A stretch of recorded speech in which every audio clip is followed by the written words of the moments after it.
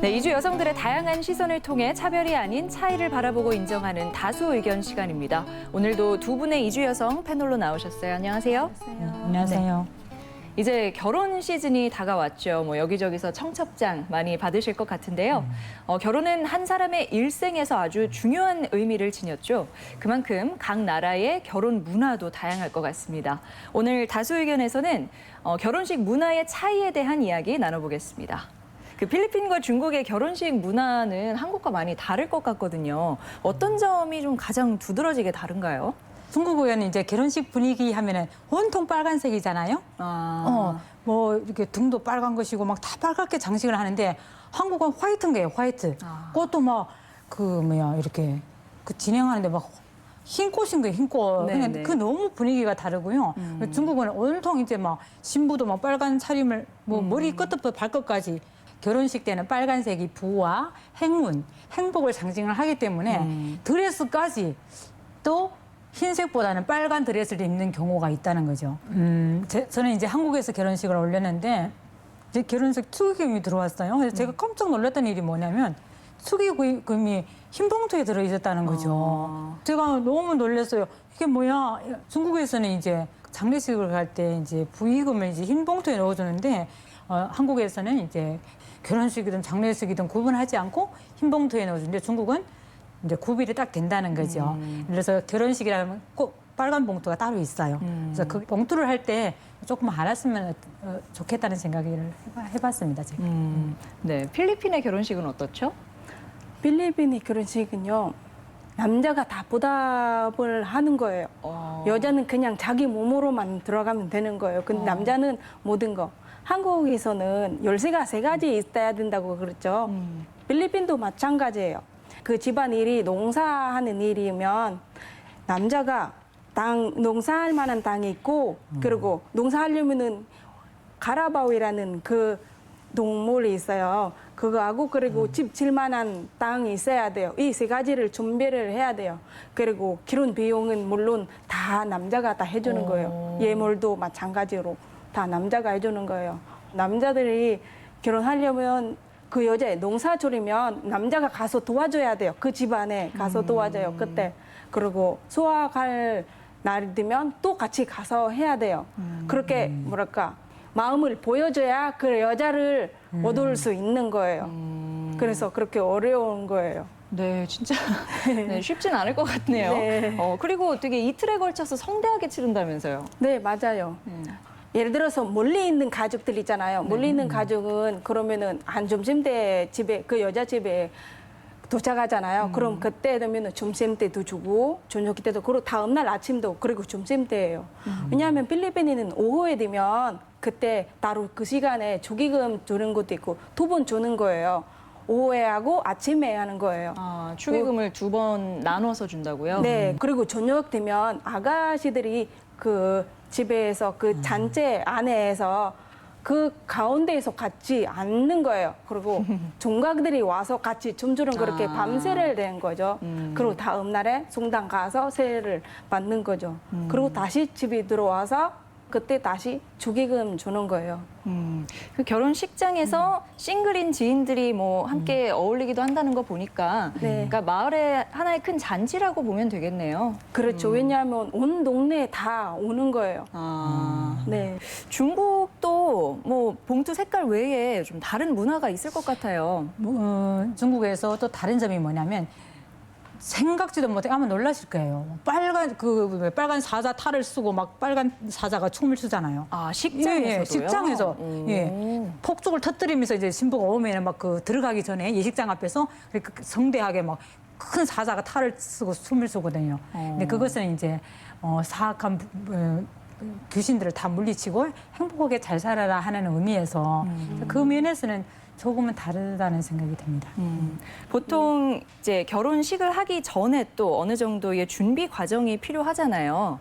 네, 준비하는 데 있어서 한국과 이 부분은 좀 달랐다 하는 부분도 있을까요? 너무 다르죠. 네. 이제 결혼식을 올리는 게 문제가 아니라 결혼식을 올리기 전에 결혼이 성사되었다 하는 증이 나와요. 결혼 증서 말하자면 여권 크기입니다. 근데 색깔은 이제 당연히 붉은 자주색. 으로 된 그 증서를 받기 위해서 네. 제가 다 그렇게 겪었습니다. 그냥 둘이 가가지고 우리처럼 동서하면서 가가지고 덜컥 몇 분 안 걸려가 끝나는 게 아니고 먼저 직장에다가 보고를 합니다. 제가 결혼을 하려고 합니다. 그러면은 이제 미혼이라는 증명, 네, 미혼이라는 증명을 이제 떼줘요.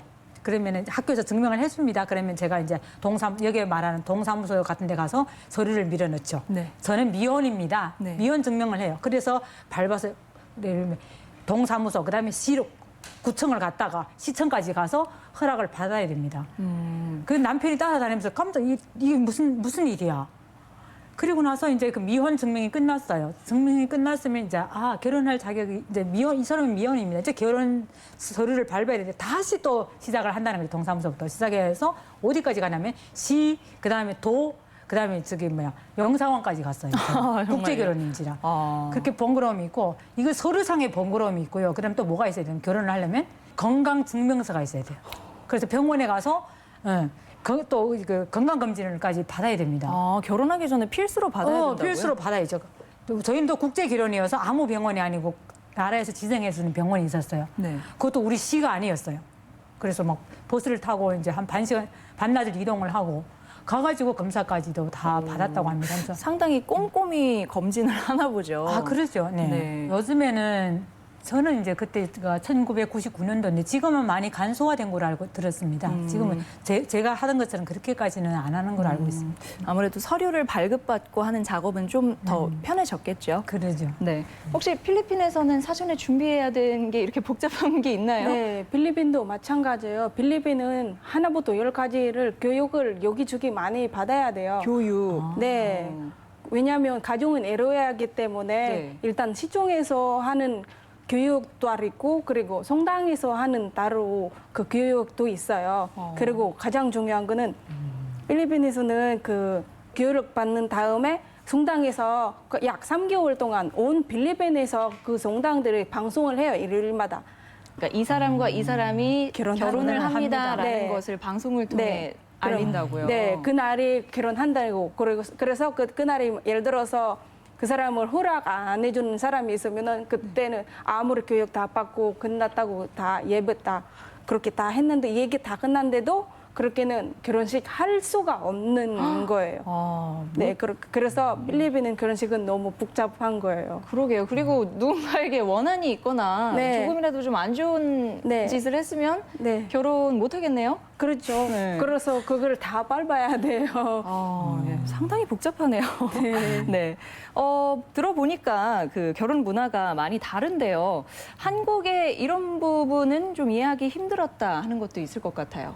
한국 결혼식은 너무나 다르더라고요. 그리고 조카로 오는 사람들이 있잖아요. 네. 식구원만 받고 바로 밥 먹으러 가는 거예요.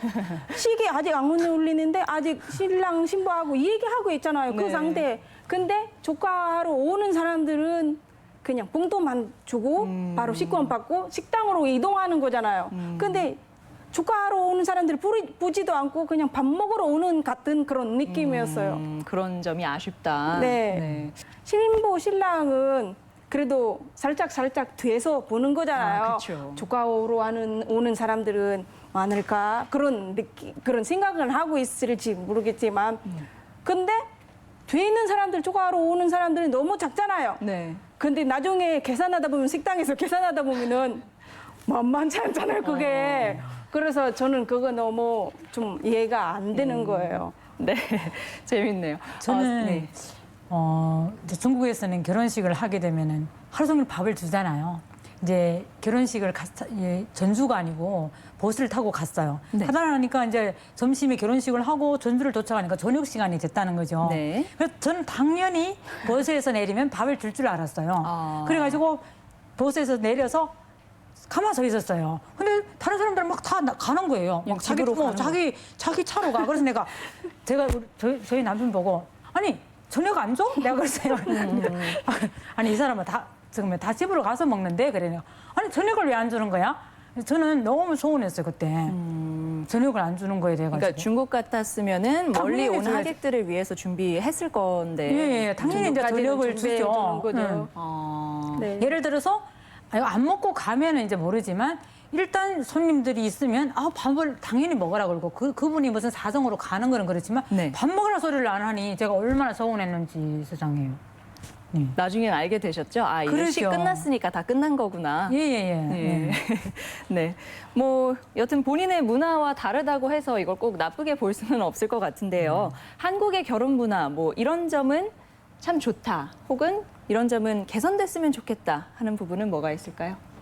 저 같은 경우는 결혼식을 좀 더 길어졌으면 하는 바람이에요. 그래야 그 여자의 그 신부는 실감 나는 것도 그렇고, 그리고 그 조카하러 오는 사람들을 그것을 좀 결혼식이라는 게 이렇게구나 볼 수 있는 그런 시간에 가졌으면 하는 바람이에요. 좀 더 축하하는 마음으로 하객들이 왔으면 좋겠다는 거. 네. 저는 이제 전통 혼례를 하는 걸 봤습니다, 한국에. 네. 근데 이렇게 꽹과리도 올리고 신부가 가마도 타고 네. 하면서 그날 결혼식장과는 달리 굉장히 오랜 시간 진행을 하셨어요. 네. 그럼에도 불구하고 잔치 분위기고 정말 잔치 분위기고 거기 앉아 있는 사람들도 밥 먹으러 후딱 가는 것이 아니고 정말 재미있다 하면서 저는 굉장히 후회를 많이 했어요. 진작에 알았으면 결혼식장에서 안 하고 이렇게 전통 혼례를 한번 했을 것인데 하나밖에 없는 결혼을 세상에 저는 이렇게 아쉽게 결혼식장에서 해버렸어요. 그래서 우리 애들 제가 아기가 셋이나 되는데 전통 혼례를 했으면 좋겠다 하는 생각을 아쉬움을 한번 가져봤습니다. 네. 모두가 한데 어우러져서 더 축제처럼 뭐 잔치처럼 즐길 수 있는 분위기가 아쉽다고 얘기해 주셨네요. 네, 오늘 중국과 필리핀의 결혼 문화에 대해서 이야기를 해보니까 참 많이 다르다는 생각이 들었는데요. 아울러 우리 결혼 문화에 대해서도 다시 한번 생각해보는 시간 아니었나 싶습니다. 네, 두 분 오늘 말씀 고맙습니다.